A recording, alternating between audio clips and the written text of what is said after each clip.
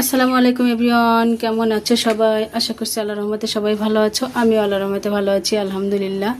এই যে দেখো, আজকে বাগান থেকে, ছাদ বাগান থেকে আলুর শাক নিয়ে এসেছি।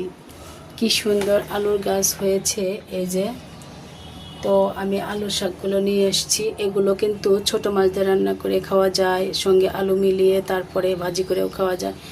তোমরা কে খাও কি না আলুর শাক তো জানি না, অনেক দেশের মানুষ চেনেও না হয়তো।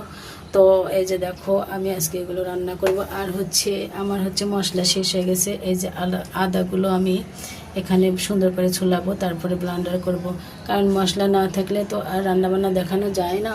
তো আমি এই যে ব্যালকনিতে বসে এগুলো আমি কাজ করব। তোমরা এরকম ছাদে সবজি করবে। এগুলো দেখো কি সুন্দর, টাটকা। সবচেয়ে বড় কথা, এগুলো হচ্ছে ভেজাল মুক্ত, সার ছাড়া। তো সবাই ভালো থাকো। আসসালামু আলাইকুম।